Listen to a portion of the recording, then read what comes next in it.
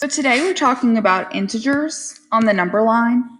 Okay, so integers are positive or negative whole numbers. So 1, 2, 3, 4, 5, and negative 1, 2, 3, 4, 5, and so on.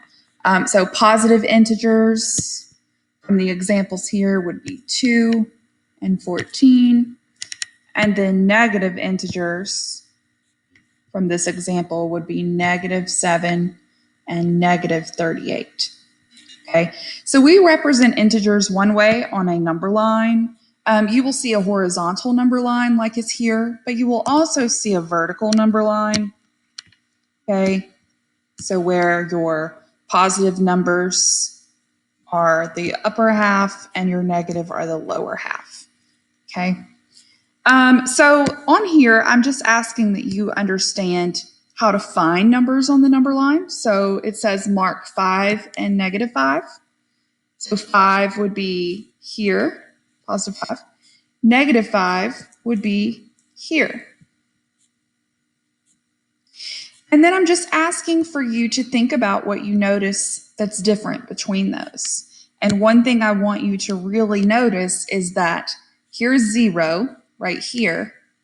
And from 0 to positive 5 is 5 units. But then from 0 to negative 5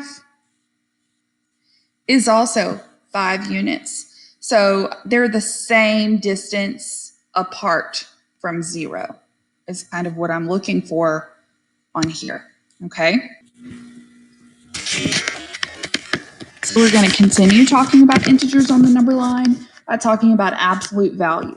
Absolute value is a term that we will use a lot. So absolute value is just the distance away from 0 on a number line. Okay, so how far away it is. So we just talked about that a little bit. Absolute value is marked using 2 straight lines on the other side of your number.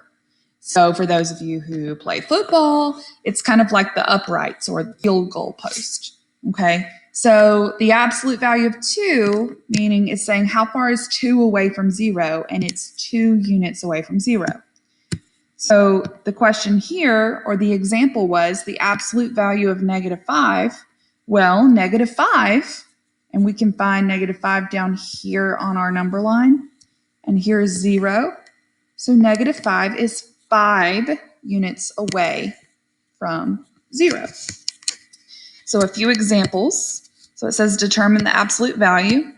And on A, it says the absolute value of negative 8, meaning how far away is negative 8. So here's negative 8.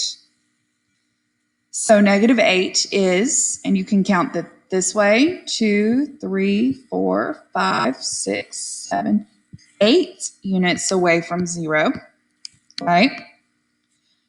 The absolute value of negative 1. So we can look here and say, okay, negative 1, well, from negative 1 to 0, it's just 1 unit, okay? The absolute value of 3, of positive 3. So we can see from 0 to 3 is 3 units. D, we've put in a mixed number, so negative 4.5. So if we go over to negative 4, and then halfway between negative 4 and negative 5. So we are now negative 4 plus 1/2, right? So that's 4 1/2 units away from 0. And then lastly, positive 6.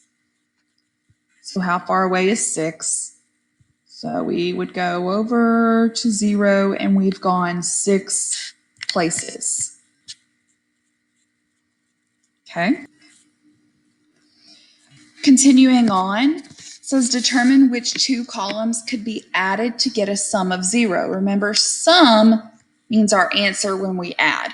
So when we add, we want our answer to be 0. Okay.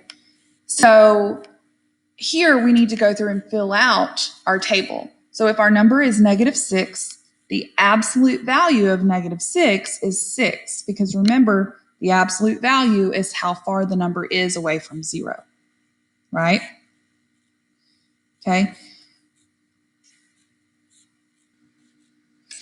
So the opposite of the original number, the opposite of negative 6 is 6. For our second row, the absolute value of 18, 18 is 18 units away from 0. The opposite of 18 is negative 18. Okay, so remember, we are taking the opposite of the original number. Okay. On 34, the absolute value of 34 is 34 because it's 34 units away from 0. But the opposite of positive 34 is negative 34. Okay. The absolute value of negative 67, so how far away is 67 from 0? Is negative 67 from 0. And that's 67 units from 0.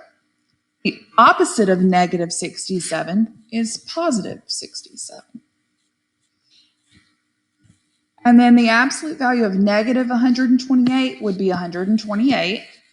And the opposite of negative 128 is also 128. Okay. So then in the top section, it just said which two columns could we add to get a sum of 0? So when we're talking about which two columns could be added to equal 0, if we total the absolute value of all of these numbers, absolute value is always positive because it's distance. So we're going to get a total of 253. Okay. If I total the column with the original integers, I'm going to get negative 149. And if I total the column with our opposites, I'm going to get positive 149.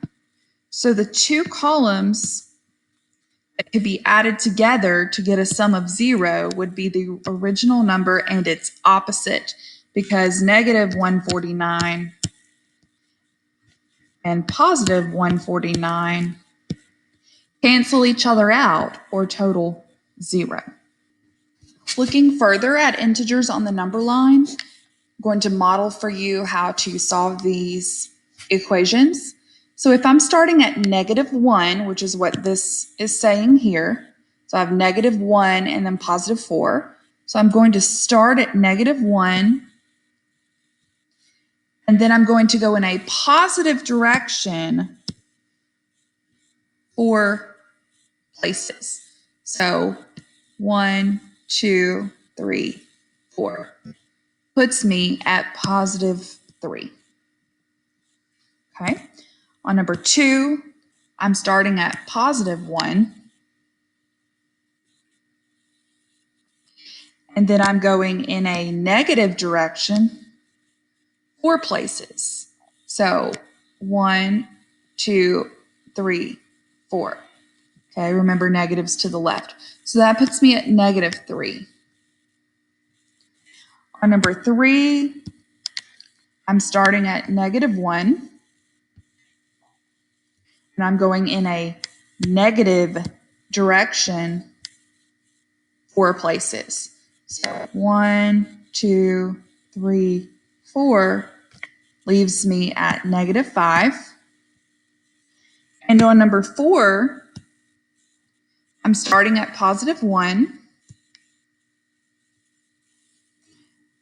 But then I'm moving in a positive direction 4 places. So 1, 2, 3, 4. And that ends at positive 5. The question I've asked you, and it's highlighted, is do you notice any patterns with what's going on? So I'll give you a second to look at this.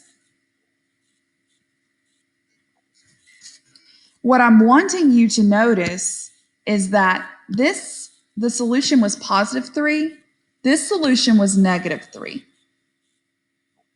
The difference was the number with the larger absolute value here was 4, positive 4, and here our 4 was negative.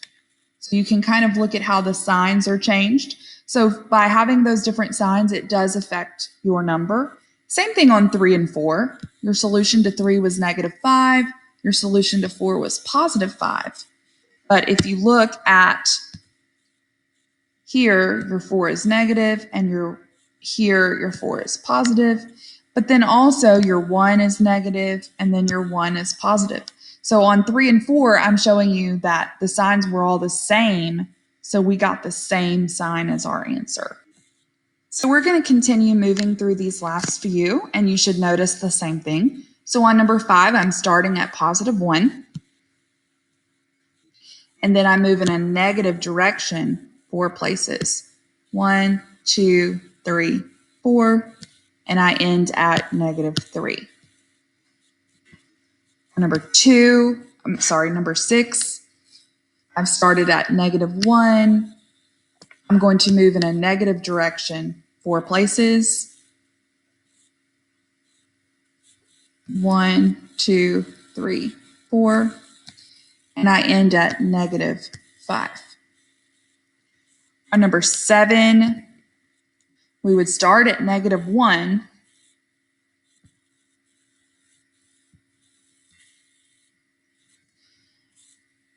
But we're going to take away -4. So we're going to go in the opposite direction of negatives.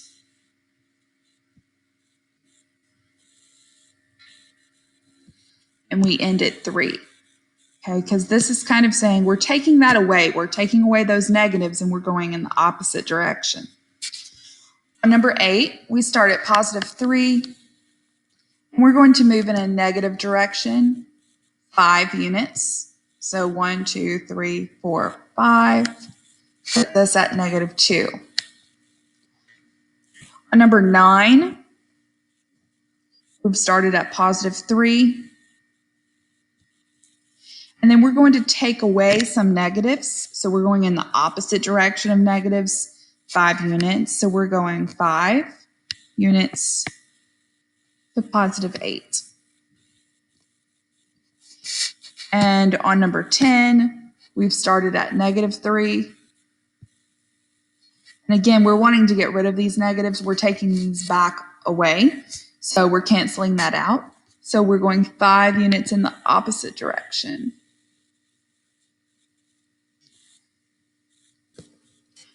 We're wanting to take that away. So we're going 5 units in the opposite direction.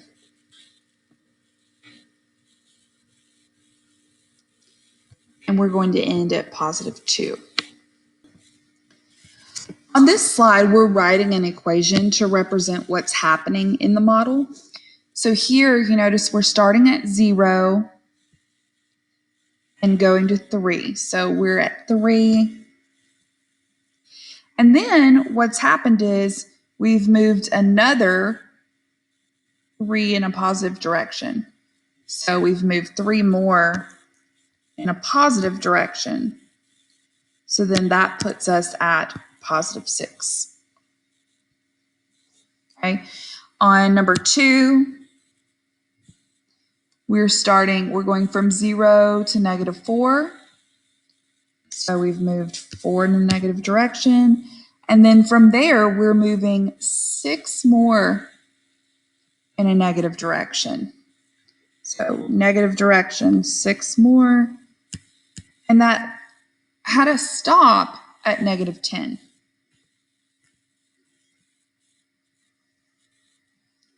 On number 3, same thing. We've started at 0 and we went in a negative direction to -5. But then turned and went the opposite direction 4 units. So we went in a positive direction 4 units right there. So positive direction 4 units. And that had us finish or end at -1. And on number 4, we've started at 0 and gone to +4. And then turned around and we've gone back the same way 4 units. So we went in a negative direction this time, 4 units, which put us back at 0.